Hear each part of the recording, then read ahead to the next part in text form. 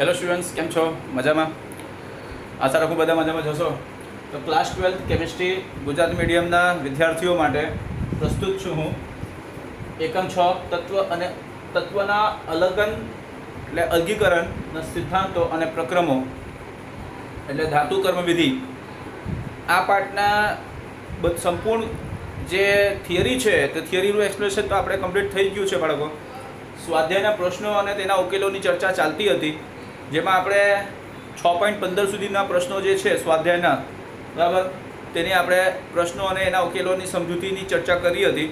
હવે આપણે 6.15 પછી એટલે કે 6.16 પછીના જે પ્રશ્નો છે, 6.16 થી જે પ્રશ્નો થતા છે, બરાબર, આગળના પ્રશ્નો આપણે ચર્ચા કરવાના છે। પ્રશ્નો અને એના ઉકેલોને આપણે સમજૂતી જોવાની ના છે। ઓકે, તો ચાલો આપણે જઈએ।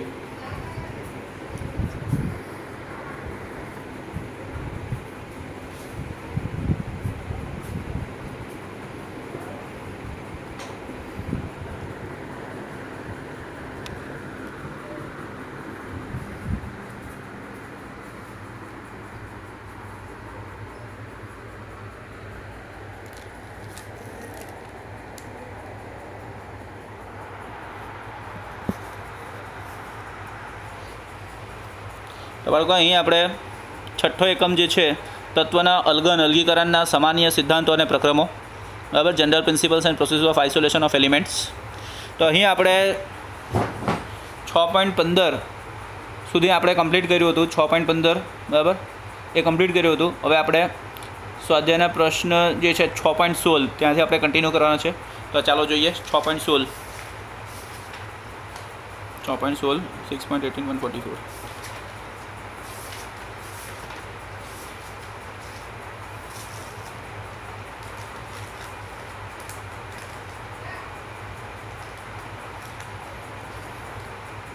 तो बाळको अहीं छे पाठ्यपुस्तक स्वाध्यायना 6.16। बाळको आ 2 मार्क्सनो क्वेश्चन है। क्वेश्चन है खनिज अने अयस्क वच्चे भेद दर्शावो। तो बाळको आपणे खनिज अने अयस्क वच्चे शुं भेद है आपणे आगळ अभ्यास कर्युं ज छे। तो तमे जाणशो कि भेद शुं छे। अहींया तफावत आप्या छे एना। तो तमे जाणशो खनिज अने तफावतना पृथ्वीना पेटाळमांथी कुदरती रीते मळता रासायणिक पदार्थ जेमांथी धातु मेळवी शकाय छे तेने खनिज कहे छे।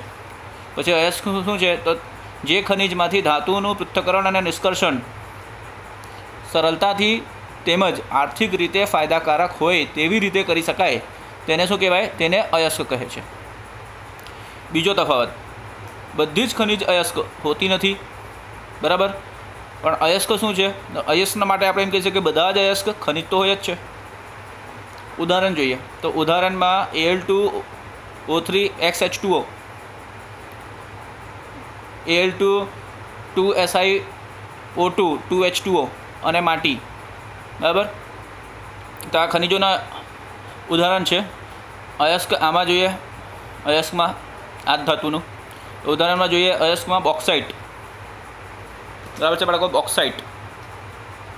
તો બોક્સાઇટ જે છે તે શું છે? Al2O3XH2O, બરાબર। તો આ જે છે તે અયસ્ક છે। હવે જોઈએ આપણે નેક્સ્ટ।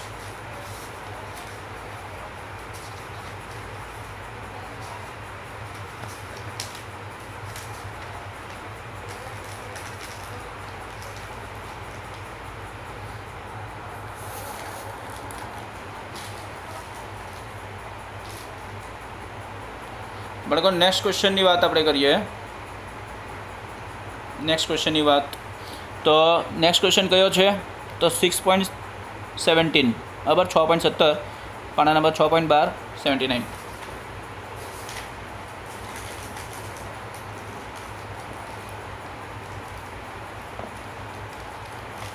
तो बाळको आ छे आपणा पासे क्वेश्चन 79 नंबर आ छे। तो बाळको क्वेश्चन है तमारी समक्ष अहींया क्वेश्चन है 6.17 2 मार्क्सनो क्वेश्चन है। कॉपर मेटे शा माटे सिलिकाना स्तरवाळा परिवर्तकमां मूकवामां आवे छे? जवाब है कॉपर मेटेमां मुख्यत्वे Cu2S અને FeS होय छे। आयन सल्फाइड FeS अशुद्धि ने दूर करवा कॉपर मेटे ने सिलिकाना પડવાળા લાઇનિંગવાળા જે હોય તે બાળકો પરિવર્તક કન્વર્ટરમાં લેવામાં આવે છે. ક્લિયર થયું? તેમાં થોડી સિલિકા પણ ઉમેરવામાં આવે છે. તેમાં થોડાક સિલિકા એટલે કે SiO2 ઉમેરી દેવામાં આવે છે બાળકો. અને ગરમ હવાનો વાત ફૂંકાવવામાં આવે છે. પછી એના પછી શું થાય કે ગરમ હવાનો વાત ફૂંકવામાં આવે છે, જેથી બાકી રહેલા FeSનું FeOમાં પરિવર્તન થાય છે. એટલે જે કંઈ પણ FeS બચેલું હોય તેનું FeOમાં પરિવર્તન થઈ જાય. એટલે કહેવાનો મતલબ એવું છે કે સલ્ફર દૂર થાય અને ઓક્સિજન આવી જાય. એટલે એક પ્રકારનું આપણે ભુંજન જેવું કરીએ ને તે પ્રમાણે થાય. બરાબર છે. સિલિકા અભિવાહ ફ્લક્સ તરીકે કાર્ય કરે છે તથા ગેંગ FeO સાથે સંયોજાઈને સ્લેગ બનાવે છે. તો બાળકો અહીંયા રાસાયણિક પ્રક્રિયા જે પણ આપણે ઉપરની જાણકારી લીધી તેની રાસાયણિક પ્રક્રિયા અહીંયા આપેલી છે. તો અહીંયા જો જોઈ લો FeS 2 FeS આ છે ગેંગ છે. બરાબર છે. પ્લસ 3O2 શું આપે? 2 FeO પ્લસ 2 SO2. હવે આજે અહીંયા FeO બન્યું છે બરાબર, તેની સાથે સિલિકા સંયોજાશે તો FeO ગેંગ પ્લસ SiO2. તો આ ગેંગ સાથે સિલિકા સંયોજાશે તો શું થશે? FeSiO3 એટલે કે સ્લેગ બનશે. ક્લિયર કરો બાળકો? હવે નેક્સ્ટ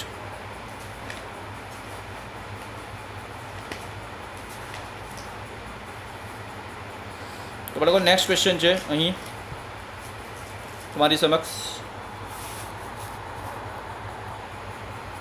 ક્વેશ્ચન નંબર 6.18 બરાબર 6.14 107.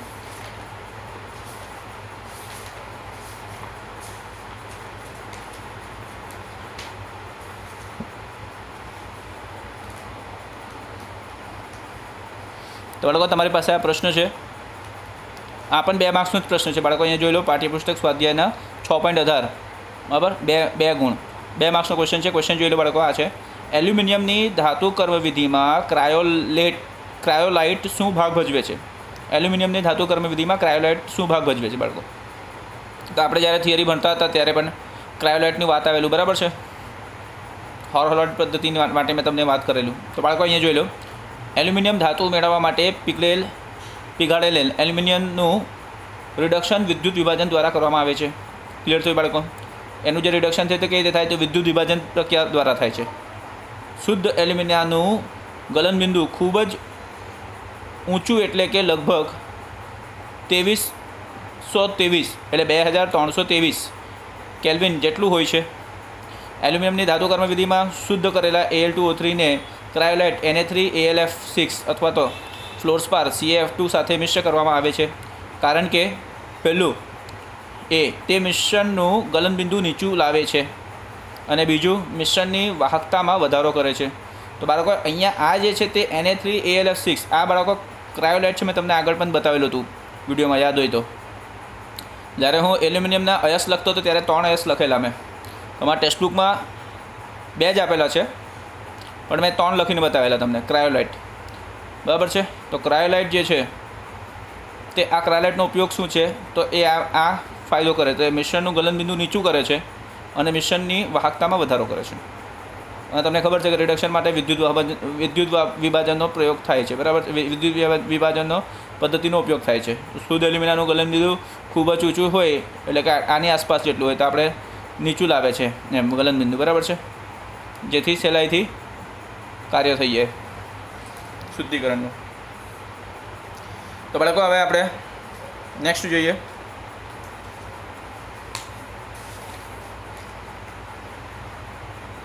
તો ફરીથી અહીંયા તમારી સમક્ષ 6.18 થઈ ગયો 6.19 બરાબર 6.19 6.14 109.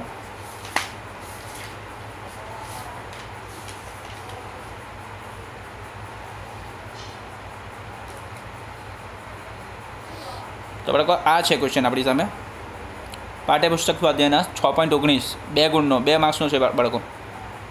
તો જોઈ લો ક્વેશ્ચન આ છે નિમ્ન કક્ષાની કોપર અયસ્કની બાબતમાં કેવી રીતે નિક્ષાલન કરવામાં આવે છે? બરાબર છે. તો તમે જાણશો કે નિમ્ન કક્ષાની અયસ્ક અને ભંગારમાંથી કોપર તો અહીંયા બતાવ્યું જ છે. નિમ્ન કક્ષાની અયસ્કમાંથી કોપર જલ ધાતુ કર્મવિધિ હાઇડ્રોમેટલર્જીથી નિષ્કર્ષિત કરવામાં આવે છે. બરાબર. તેનું એસિડ અથવા તો બેક્ટેરિયાનો ઉપયોગ કરી પ્રક્ષાલન લીચિંગ કરવામાં આવે છે. તો આ બેનો ઉપયોગ કરીને કાં તો એસિડ વાપરે કાં તો બેક્ટેરિયા. બરાબર. તો બેક્ટેરિયા જે છે તે પણ એસિડિક જ માધ્યમ ઉત્પન્ન કરશે, બરાબર છે બાળકો. તો લીચિંગ એ પ્રમાણે લીચિંગ કરવામાં આવે છે. પછી Cu2+ આયન ધરાવતા દ્રાવણની લોખંડ ભંગાર અથવા તો H2 સાથે પ્રક્રિયા કરવામાં આવે છે. તો બાળકો અહીંયા H2 સાથે તો બતાવી જ મૂક્યું છે, જોઈ લો. તો Cu2+ જલીય અવસ્થામાં, H2 વાયુ અવસ્થામાં બંને પ્રક્રિયા કરશે તો શું થશે? આ જે Cu2+ છે બરાબર, તે ઇલેક્ટ્રોન સ્વીકારશે કોના પાસેથી? તો હાઇડ્રોજન અણુ પાસેથી. હાઇડ્રોજન શું કરશે? હાઇડ્રોજન અણુમાં બંને પરમાણુ જે છે, બંધના બંને પરમાણુ જે છે તે બંધના બંને પરમાણુ શું થશે? આને દાન થઈ જશે, બરાબર, Cu2+ ને. Cu2+ આના બંધના બંને પરમાણુ સ્વીકારશે અને Cu ધાતુ પરમાણુમાં ફેરવાશે. ને આનું શું થશે? આ બંને ઇલેક્ટ્રોન દાન કરશે એટલે ઘન આયનમાં ફેરવાશે, એટલે 2 પ્રોટોન મળશે, કહેવાનો મતલબ, બરાબર છે. તો Cu સોલિડ ને 2H+ જલ્ય. તો બાળકો હવે નેક્સ્ટ ક્વેશ્ચન.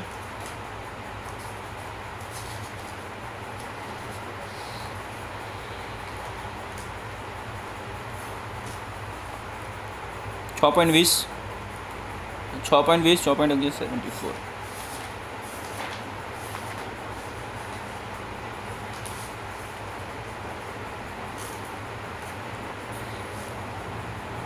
તો બાળકો અહીં છે તમારા સમક્ષ, જોઈ લો. પાઠ્યપુસ્તક સ્વાધ્યાયના 6.20 2 ગુણ. તો ઝિંકમાંથી ઝિંક ઓક્સાઇડમાં પરિવર્તન કરવા માટે ડેલ્ટા જીનું મૂલ્ય 650. અહીંયા જોઈ લો બાળકો કે અહીંયા કાર્બન મોનોક્સાઇડનો પ્રશ્ન જોઈ લો. પાઠ્યપુસ્તક સ્વાધ્યાય પ્રશ્ન 6.20 2 ગુણ. તો અહીંયા શું છે? પ્રશ્ન શું છે તે વાંચો. કાર્બન મોનોક્સાઇડનો ઉપયોગ કરી ઝિંક ઓક્સાઇડનું રિડક્શન કરીને ઝિંક ઓક્સાઇડમાંથી ઝિંકનું નિષ્કર્ષણ શા માટે કરવામાં આવતું નથી? ઝિંકનું નિષ્કર્ષણ શા માટે નથી કરવામાં આવતું તે આપણે જોઈએ. તો તમે જાણશો કે ઝિંકમાંથી ઝિંક ઓક્સાઇડમાં પરિવર્તન કરવા માટે ડેલ્ટા G નોટનું મૂલ્ય, ડેલ્ટા G નોટ એટલે શું? તો પ્રમાણિત મુક્ત ઉર્જા ફેરફારનું મૂલ્ય -650 કિલોજૂલ છે. તથા કાર્બન મોનોક્સાઇડમાંથી કાર્બન ડાયોક્સાઇડમાં પરિવર્તન કરવા માટે ડેલ્ટા G નોટનું મૂલ્ય, બરાબર, પ્રમાણિત મુક્ત ઉર્જા ફેરફારનું મૂલ્ય -450 કિલોજૂલ છે. તો બાળકો આમાં ઋણમાં માઇનસમાં વધારે કયો? તો આ માઇનસમાં વધારે છે, બરાબર.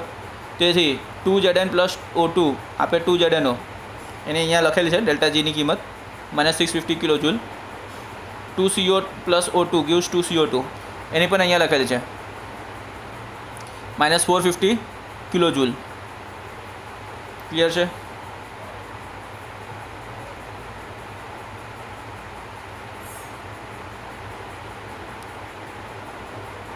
તેથી હવે આ બંનેના આપણે સરવાળો કરી નાખીએ બાળકો. તો 2Zn + 2CO, 2Zn + 2CO એ શું આપે? આ બંનેનો સરવાળો કરીએ, બરાબર છે. તો 2Zn + 2CO, 2ZnO અને 2CO2 છે. તો અહીંયા O આવશે આગળ, બરાબર, અહીંયા 2O2 આવશે. તો હવે શું કરીએ? આપણે આ બંનેનો સરવાળો કરીએ. આમાંથી આને બાદ કર્યો છે એ લોકોએ. 2Zn + 2CO જેવું 2Zn + 2CO2. તો ડેલ્ટા G નોટની કિંમત અહીંયા +200 કિલોજૂલ આવશે. ડેલ્ટા G નોટનું ઘન મૂલ્ય દર્શાવે છે કે પ્રક્રિયા આપમેળે થતી નથી. આનો ઘન મૂલ્ય આવતું છે બાળકો. ક્લિયર છે? એટલે કહેવાનો મતલબ શું છે કે આ જે નીચેની જે પ્રક્રિયા દેખાતી છે ને તમને, બરાબર છે, તેનામાંથી ઉપરવાળી જે પ્રક્રિયા છે તેને બાદ કરવામાં આવ્યો. એટલે -450 કિલોજૂલ છે ને, તેમાંથી -650 કિલોજૂલ માઇનસ કરવામાં આવ્યું. એટલે -450 કિલોજૂલ -650 કિલોજૂલ, એટલે માઇનસ આ પ્લસ થઈ જશે, બરાબર છે. એટલે -450 કિલોજૂલ + 650 કિલોજૂલ એટલે 200 કિલોજૂલ આવશે. ક્લિયર થયો? એટલે આપણે આ જે છે ને આમાંથી આપણે આને બાદ કરશું. ક્લિયર? ત્યારે આ થઈ જશે નેટ રિએક્શન. તો 2ZnO જે માઇનસ હતું તેને આપણે આ બાજુ લઈ લીધું, બરાબર. તો આ માઇનસ થતું જે છે તે આ બાજુ લઈ લેશું. એટલે 2CO આ બાજુ માઇનસ હતું તો આ બાજુ આવશે એટલે +2ZnO થઈ જશે, બરાબર છે. ને પછી આ O2 તો બંને વિરોધી બાજુ થઈ જશે એટલે O2 કેન્સલ જ થઈ જશે. પછી 2Zn પ્લસ 2CO2 બરાબર. આ 2Zn જે છે તે પહેલી બાજુ હશે, માઇનસમાં હશે તો આ બાજુ આવી જશે બરાબર. ડાબીથી જમણી બાજુ આવશે એટલે માઇનસનો પ્લસ થઈ જશે. ક્લિયર થયો ને O2 કેન્સલ થઈ જશે. તો આ રીતે નેટ રિએક્શન થશે બરાબર. તો તમને જાણી લેવાનું છે કે આ જે નીચેનો સમીકરણ છે, નીચેની જે રાસાયણિક પ્રક્રિયા છે તેમાંથી આપણે ઉપરની બાદ કરતા છે એટલે આ થશે. ડેલ્ટા જી નોટનું ઘન મૂલ્ય દર્શાવે છે કે પ્રક્રિયા આપમેળે થતી નથી. આ જ કારણથી CO નો ઉપયોગ કરી ઝિંક ઓક્સાઇડનું રિડક્શન કરીને ઝિંક ઓક્સાઇડમાંથી ઝિંકનું નિષ્કર્ષણ કરી શકાતું નથી. ક્લિયર થયો બાળકો?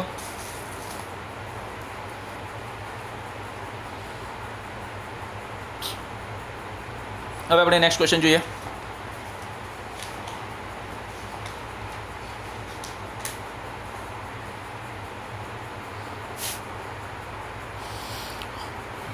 તો બાળકો હવે આ 6.21, 6.18, 145 બરાબર. 6.21 ક્વેશ્ચન નંબર 6.21 6.18 પર છે. 145 પ્રશ્ન નંબર 145 145. તો બાળકો આપણી સમક્ષ આ છે પ્રશ્ન. જો લો પાઠ્યપુસ્તક સ્વાધ્યાય 6.21 બે માર્ક્સનું છે પ્રશ્ન. બાળકો પ્રશ્ન વાંચો. Cr2O3ની ડેલ્ટા આરજી નોટની કિંમત, ડેલ્ટા જીઆર નોટની કિંમત એટલે પ્રમાણિત મુક્ત ઉર્જા ફેરફારની કિંમત જે છે બરાબર તેનું મૂલ્ય -450 કિલોજૂલ પ્રતિ મોલ આપ્યું છે અને Al2O3ની ડેલ્ટા જી નોટની કિંમત જે છે તેનું કેટલું આપ્યું છે -827 કિલોજૂલ આપ્યું છે. તો Cr2O3નું Al સાથે રિડક્શન થાય છે ક્વેશ્ચન પૂછ્યું છે એમ. તો બાળકો આના માટે આપણે એલિનગામ જે આકૃતિ છે તે જોવાની હોય છે બરાબર છે. હવે અહીંયા આપણે જોઈએ ઉકેલ શું છે. તો બંને ઉષ્મા રાસાયણિક સમીકરણોને નીચે મુજબ લખી શકાય છે. તો પહેલાં લખી દો રાસાયણિક સમીકરણ 4/3 Cr plus O2 gives 2/3 Cr2O3. હવે ડેલ્ટા જી નોટનું કિંમત -450 kilojoule. 4/3 Al plus O2 gives 2/3 Al2O3. Delta G નોટની કિંમત છે -827 કિલોજૂલ બરાબર. હવે શું કહું છે તો બીજો સમીકરણ 2માંથી સમીકરણ 1 બાદ કરતા એટલે આ જે નીચેનો સમીકરણ દેખાય બરાબર બીજો જે છે તેમાંથી પહેલો માઇનસ કરવાનો છે બરાબર. ઇક્વેશન 2 માઇનસ ઇક્વેશન 2 સમીકરણ 2 માઇનસ સમીકરણ 1 એટલે -827 -540 તો માઇનસ અહીંયા પ્લસ થઈ જશે બરાબર છે. -540 તો -827 + 540 કરશું આપણે તો આ તો મોટી કિંમત છે ને એટલે માઇનસમાં જ આવશે પણ ઓછો થઈ જશે તો -287 થશે અહીંયા જોઈ લો બરાબર છે. અને આ સમીકરણમાં કેવું થશે તો આ તો એમના એમ જ રહેશે બરાબર છે. પણ અહીંયા જે નિપજવાળા છે તે માઇનસમાં આ બાજુ આવી જશે બરાબર છે એટલે પ્રત્યેક બાજુ ઘન થશે ને આમાંના જે પ્રત્યેકવાળા છે તે આ બાજુ લાવું તો ઘન થશે બરાબર છે. આ માઇનસવાળા હોય એટલે હવે એટલે આના નિપજ પ્રત્યેક બાજુ આવશે ને આના પ્રત્યેક જે છે તે નિપજ બાજુ આવશે. તો 4/3 અહીંયા કેટલા છે હા 4/3 Al છે તેમાં આપણે આ બાજુ આવી જશે એટલે 2/3 Cr2O3. પછી બાળકો O2 તો કેન્સલ જ થશે, વિરોધી બાજુ હશે ને કેન્સલ જ થઈ જશે બરાબર છે. સમાન બાજુ છે પણ આપણે માઇનસ કરશું એટલે પછી કેન્સલ આઉટ થઈ જશે. પછી અહીં 2/3 Al2O3 છે એટલે 4/3 આ બાજુ આવી જશે બરાબર છે. તો આ રીતનો નેટ રિએક્શન જે છે સંપૂર્ણ પ્રક્રિયા થશે. હવે આ સંપૂર્ણ પ્રક્રિયાના ડેલ્ટા જીની કિંમત માઇનસ જ છે. ડેલ્ટા જી નોટનું ઋણીય મૂલ્ય દર્શાવે છે કે પ્રક્રિયા સ્વયં થાય છે, આપમેળે થાય. તેથી Alનો ઉપયોગ Cr2O3ના રિડક્શન માટે કરવામાં આવે છે એટલે એલ્યુમિનિયમ વાપરી શકાય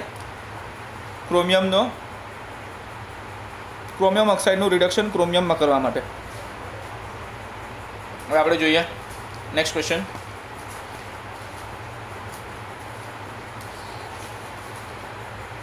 તો બાળકો નેક્સ્ટ ક્વેશ્ચન જોઈ લઈએ આપણે.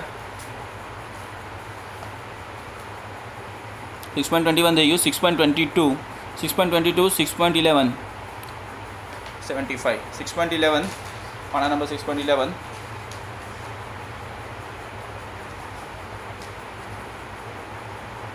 75 ક્વેશ્ચન નંબર 75.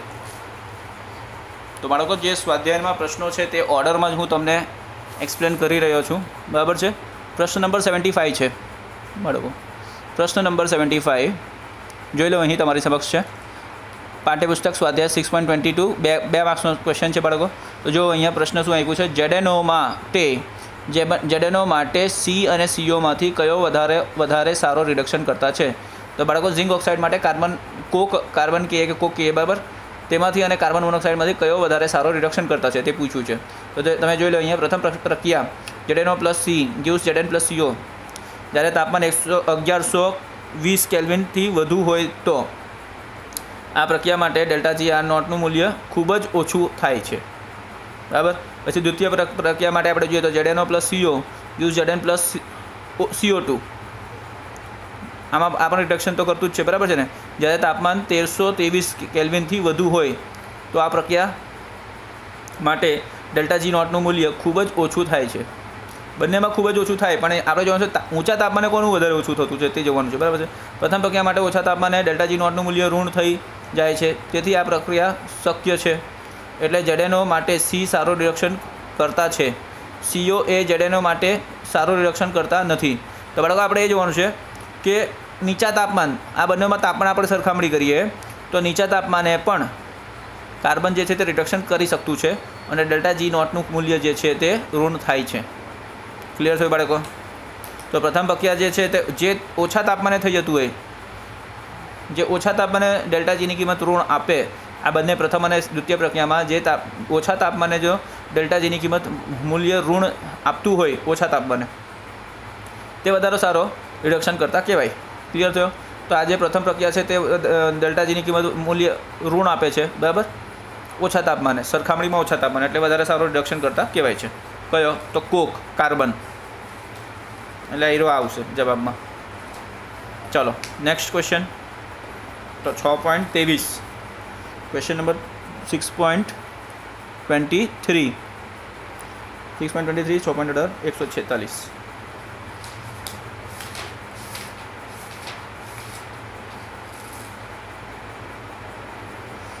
તો બાળકો અહીં છે તમારા સમક્ષ પાઠ્યપુસ્તક સ્વાધ્યાયના 6.23 2 માર્ક્સનો ક્વેશ્ચન છે બાળકો. અહીંયા પ્રશ્ન વાંચો. કોઈપણ વિશિષ્ટ બાબતમાં રિડક્શન કરતાની પસંદગીનો આધાર ઉષ્માગતીય પરિબળ છે. આ નિવેદન સાથે તમે કેટલે અંશ સહમત છો? તમારા જવાબને 2 ઉદાહરણ સાથે આધારભૂત બનાવો. તો બાળકો અહીંયા તમને આપ્યું છે, પ્રશ્નનો જવાબ આવ્યો છે. આપેલ નિવેદન સાચું છે. નીચે આપેલ સમીકરણોના સંબંધો વિચારીએ તો શું થાય? તો ΔG બરાબર ΔH - T∆S થાય અને ΔG0 નું એક આ પણ સમીકરણ છે -RT ln K થાય. કોઈ વિશિષ્ટ રિડક્શન કરતા પદાર્થને ધાતુના ઓક્સાઇડનું રિડક્શન કરવા માટે ΔGનું મૂલ્ય ઋણ હોવું જોઈએ, તે તો આપણે ખબર જ છે. બીજું આપણે શું ખબર છે તો જોઈએ કે ΔS નું મૂલ્ય ઘન હોવું જોઈએ. ક્લિયર બાળકો? કેમ? તો T∆S ની કિંમત વધારે થશે ને, તો ઋણ થશે.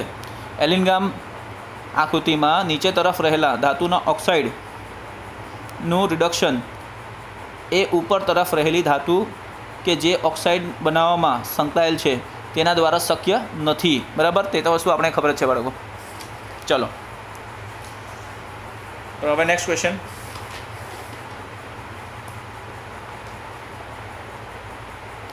.24 6.19 147.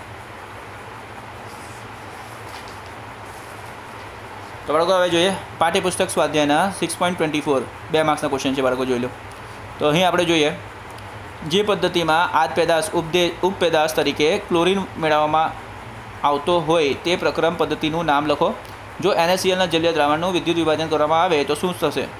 તો બાળકો આપણે પૂછ્યું છે આ પ્રશ્ન કે Cl2 કેમાં ઉત્પન્ન થતું હોય. તો અહીંયા જવાબ આપ્યો છે ડાઉન પદ્ધતિ, બરાબર છે. ડાઉન પદ્ધતિ સોડિયમ ધાતુની બનાવટમાં ક્લોરીન આડપેદાશ તરીકે મળે છે. પીગાળેલ NaClનું વિદ્યુત વિભાજન કરવાથી એનોડ પર ક્લોરીન અને કેથોડ પર સોડિયમ મળે છે. બાળકો આ રાસાયણિક પ્રક્રિયા છે. 2NaCl કયા અવસ્થામાં છે? પીગળિત અવસ્થા, એટલે કે જલ્ય નથી બાળકો. આ જોઈ લો, લિક્વિડ છે, બરાબર. આને જલ્ય નહીં કહેવાય, એટલે પાણી નથી આમાં, ફક્ત NaCl જે છે તે પીગળિત અવસ્થામાં છે. તેનું વિદ્યુત વિભાજન આપણે કરીએ તો શું થશે? 2Na+ ને 2Cl- મળશે, બરાબર છે. કેથોડ પર 2Cl- જે છે તે શું કરે? તો 2 ઇલેક્ટ્રોન ગુમાવી દે, બરાબર. 2 ઇલેક્ટ્રોન ગુમાવશે અને Cl2 ડાયક્લોરીન વાયુમાં ફેરવાઈ જશે, એટલે કેથોડ પર ડાયક્લોરીન વાયુ ઉત્પન્ન થશે. એનોડ પર શું થશે બાળકો? તો અહીં જે Na+ આયન દેખાતું છે તમને, એ Na+ આયન એટલે દ્રાવણની અંદર જે Na+ આયન હોય તે આ ઇલેક્ટ્રોન સ્વીકારશે. એટલે જે ઇલેક્ટ્રોન ક્લોરીન ગુમાવે, ક્લોરાઇડ આયન ગુમાવે, બરાબર, અને ડાયક્લોરીનમાં ફેરવાય તો એ ક્લોરાઇડ આયનનું ગુમાવેલું ઇલેક્ટ્રોન જે છે તે સોડિયમ આયન સ્વીકારી લેશે. 2 સોડિયમ આયન 2 ઇલેક્ટ્રોન સ્વીકારશે એટલે 2 સોડિયમ ધાતુ પરમાણુમાં ફેરવાશે, એટલે એનોડ પર સોડિયમ જમા થશે. ક્લિયર થયું બાળકો? હવે એટલે આટલા તો આપણે યાદ જ રાખવાનું છે કે કંઈ પણ હોય કેથોડ પર હંમેશા શું થાય? કેથોડ પર હંમેશા શું થશે બાળકો? એમ તો આપણે જોયું કે આપણે એનોડ પર હંમેશા શું થાય છે? કેથોડ પર રિડક્શન થાય છે અને એનોડ પર ઓક્સિડેશન થાય. પણ અહીંયા શું છે કે વિદ્યુત વિભાજનમાં છે ને આ રીતેનું નથી, બરાબર? અહીંયા શું થતું છે? કેથોડ પર ઓક્સિડેશન થઈ જતું છે અને એનોડ પર શું થતું છે? રિડક્શન થતું છે, બરાબર? ઇલેક્ટ્રોન સ્વીકારવું એટલે રિડક્શન. હવે જોઈ લો બાળકો અહીંયા NaOHની બનાવટ. તો NaOHની બનાવટમાં NaOHના જલ્ય દ્રાવણનું વિદ્યુત વિભાજન કરતાં કેથોડ પર Na+ આયનોની સરખામણીમાં શું થશે? તો H+ આયનોનું રિડક્શન થવાથી કેથોડ પર H2 વાયુ મળે છે. એટલે હવે આ લોકો શું કહે કે સોડિયમ હાઇડ્રોક્સાઇડ આપણે જ્યારે બનાવવાનું હોય તો સોડિયમ હાઇડ્રોક્સાઇડના જલ્ય દ્રાવણનું વિદ્યુત વિભાજન કરતાં શું થાય? Na+ આયનોની સરખામણીમાં H+ આયનોનું રિડક્શન થવાથી શું થાય? કેથોડ પર H2 વાયુ મળશે. Na+ આયનો દ્રાવણમાં રહી OH- આયનો સાથે NaOH બનાવે છે. ક્લોરિન વાયુ 8/10 તરીકે એનોડ પર મળે છે. તો બાળકો એનું પણ રાસાયણિક પ્રક્રિયા આપ્યું છે કે હવે આપણે NaClનું જલ્ય અવસ્થામાં લેશું. આપણે પીગલેલી જ નથી, અહીંયા AQ લખ્યું એટલે જલ્ય અવસ્થા, એટલે પાણી હાજર છે હાથે, બરાબર છે? તો આ વિદ્યુત વિભાજન થશે તો Na+ જલ્ય અને Cl- જલ્ય મળશે, બરાબર? અને એમાં જ પાણીનું શું થશે બાળકો? તો સ્વયં આયનીકરણ થશે, ઓટો આયનાઇઝેશન, સેલ્ફ આયનાઇઝેશન, બરાબર? એટલે H2O શું થાય? તો H2O વિભાજિત થાય. કેમાં? તો વિઘટન થાય H2Oનું, તો H+ આયન અને OH- આયનમાં, બરાબર છે? ને પાછા આ સંયોજાઈને પાછા આ બનાવે. એટલે આ જે છે પ્રતિવર્તી પ્રક્રિયા છે, બરાબર છે? H+ આયન OH- આયન રહેશે. તો આ શું થાય? Na+ જે છે તે આની સાથે સંયોજાઈ જાય, બરાબર? Na+ OH- આયન તરીકે સંયોજાઈ જાય. ને આ Cl- આયન ઇલેક્ટ્રોનનો દાન કરે તે ઇલેક્ટ્રોન આ H+ આયન લઈ લે, બરાબર? હવે 2 Cl- આયન 2 ઇલેક્ટ્રોન દાન કરે તો 2 H+ આયન 2 ઇલેક્ટ્રોન લઈ લે અને H2 વાયુ બનાવે. અને આ જ્યારે દાન કરે તો Cl2માં ફેરવાઈ જાય. ક્લિયર થયો બાળકો? તો Cl2 ક્યાં મળે? તો Cl2 જે છે તે એનોડ ઉપર મળશે, બરાબર છે? ક્લિયર થયું? અને કેથોડ પર શું મળશે? તો કેથોડ પર H2 મળશે. એટલે એનોડ પર Cl2 વાયુ અને કેથોડ પર H2. ક્લિયર થઈ ગયું બાળકો? ચલો નેક્સ્ટ ક્વેશ્ચન.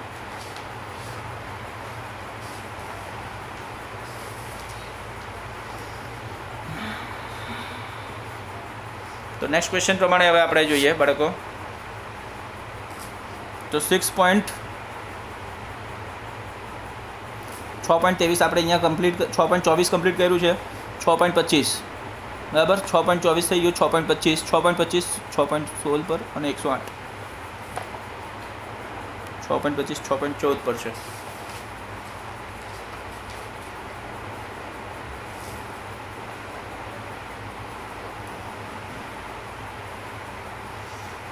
તો બાળકો અહીં છે તમારા સમક્ષ 6.25. તો જોઈ લો અહીંયા પાઠ્યપુસ્તક સ્વાધ્યાય 6.25 ક્વેશ્ચન નંબર 6.25 2 માર્ક્સનો ક્વેશ્ચન છે બાળકો. એલ્યુમિનિયમની ધાતુ કર્મવિધિમાં ગ્રેફાઇટના સળિયા શું ભાગ ભજવે છે? તો બાળકો આ ગ્રેફાઇટના સળિયાનો આપણે અહીંયા જોવાનું છે કે શું છે, રોલ શું પ્લે કરે. તો જોઈ લઈએ આપણે. પીગાળેલ એલ્યુમિનાના વિદ્યુત વિભાજન એટલે કે હોલ હેરોલ્ડ પદ્ધતિ કોષમાં ગ્રેફાઇટના સળિયા એનોડ તરીકે કાર્ય કરે છે.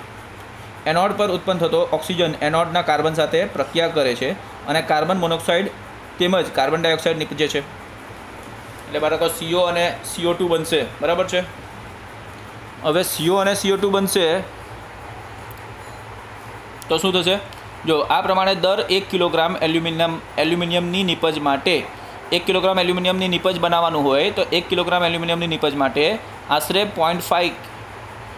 0.5 કિલોગ્રામ એટલે બાળકો હાફ કેજી કહીએ આપણે, એટલે 500 ગ્રામ આપણે કહી શકીએ, બરાબર? આશરે 0.5 kg કાર્બન એનોડ બળી જાય છે. તો બાળકો આ કાર્બન એનોડ બળી જાય છે અને એના માટે શું થતું હોય તેના માટે આપણે આ ગ્રેફાઇટનો ઉપયોગ કરતા હોઈએ, બરાબર છે? તો વિદ્યુત વિભાજનની પ્રક્રિયાઓ નીચે પ્રમાણે આપેલું છે. તો કેથોડ પર Al3+ પિગલિત અવસ્થામાં 3 ઇલેક્ટ્રોનનો સ્વીકાર કરે. એલ્યુમિનિયમ આયન જે છે ઘન આયન 3 ઇલેક્ટ્રોન સ્વીકાર કરીને શું બને? તો એલ્યુમિનિયમ ધાતુ પરમાણુમાં ફેરવાય છે. એનોડ પર શું થાય? તો કાર્બન જે છે તે પિગલિત O2- સાથે પ્રક્રિયા કરશે. કાર્બન મોનોક્સાઇડમાં ફેરવાશે 2 ઇલેક્ટ્રોન, ઓક્સિજન જે છે 2 ઇલેક્ટ્રોન દાન કરી દેશે, છોડી દેશે, બરાબર. આ જ રીતે પછી બીજું પણ પ્રક્રિયા છે કે આ પ્રમાણેની પણ પ્રક્રિયા થશે. કાર્બન જે છે તે 2O2 માઇનસ સાથે પીગળી 2O2 માઇનસ સાથે પ્રક્રિયા કરશે અને કાર્બન ડાયોક્સાઇડ સ્વરૂપે ફેરવાઈ જાય અને 4 ઇલેક્ટ્રોન બહાર નીકળે છે. એટલે O2 માઇનસ જે છે તે બે ઇલેક્ટ્રોન કાઢી નાખે પોતાના, 2 O2 માઇનસ 4 ઇલેક્ટ્રોન કરશે, બરાબર છે. તો આ રીતે કાર્બન મોનોક્સાઇડ અને કાર્બન ડાયોક્સાઇડ ઉત્પન્ન થશે. તો અહીંયા દરેક કિલોગ્રામ 1 કિલોગ્રામ એલ્યુમિનિયમના નિપજ માટે શું થાય, તો આશરે જે કાર્બન એનોડ છે, બરાબર, એ કાર્બન એનોડ પર એ બળી જતું હોય, બરાબર. કેટલા બળે, તો 0.5 કિલોગ્રામ બળી જાય. ક્લિયર થયું બાળકો? તો હવે નેક્સ્ટ ક્વેશ્ચન 6.25 થઈ ગયો. 6.26 તો બાળકો અહીંયા જોઈએ 6.26 જે છે તેની વાત કરી લઈએ આપણે. તો 6.26 જે છે તે 6.17 પાના નંબર 6.17 અને પ્રશ્ન નંબર 127.